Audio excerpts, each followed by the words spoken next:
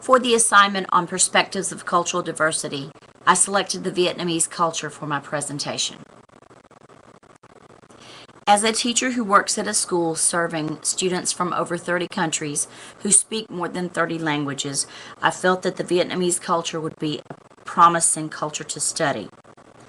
It is my hope that those who review this presentation may use this information to better understand the Vietnamese culture. In addition to the references listed on this slide, I also interviewed two parents whose ancestry hails from central Vietnam, Mr. Danny Mai and Mr. Hai Nguyen. The country of Vietnam is divided into three sections: North, Central, and South Vietnam. There are 64 ethnic groups that comprise the country. The main language spoken is Vietnamese. However, the dialect sounds different from the north to the central and to the south, just like the English language sounds a bit different across the United States. While Vietnamese is the primary language, French is the second language in South Vietnam, largely due to the fact that the French occupied southern Vietnam for a number of years. As you can see from the slide on the left, there are several religions practiced in Vietnam. The largest religion practiced is a folk religion or no religion. The folk religion that this slide is referring to is called ancestor worship. In ancestor worship, the Vietnamese show respect and gratitude to their ancestors. This is often seen at weddings. As you can see from the slide in the middle, this is a typical Vietnamese wedding. Years ago, marriages were arranged, often to keep land between two farmers or to keep a certain name in the families. However, arranged marriages do not take place or are only occurring in rare occasions in present day. The Vietnamese New Year, Tet, is the largest celebration for the Vietnamese. It is the feast of the first morning of the first day, and it celebrates the arrival of spring. The date is different each year. It usually occurs in January or February. An interesting fact about the Vietnamese is that they follow the Lunar New Year, and often Tet is the same day as Chinese New Year. And this holiday, this feast, this exciting event happens over the course of 2 to 3 days. I mentioned feast. They have special holiday food. They focus on ancestor worship. They wish New Year's greetings to many of their friends and family. And they often give lucky money to children and to the elderly. This is also a time for pilgrimages and family reunions.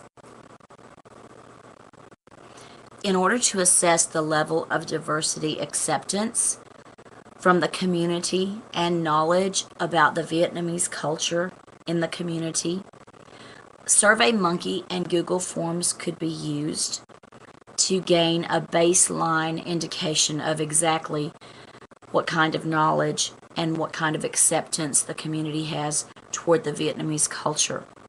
Additionally, group discussions involving students, parents, teachers, and staff from all cultures could take place to find common ground and to better understand diverse culture. If issues do arise among the cultures, and specifically with Vietnamese culture, conflict resolution tactics would be in place. Guidance counselors would be available, and teams would work together to resolve any issues.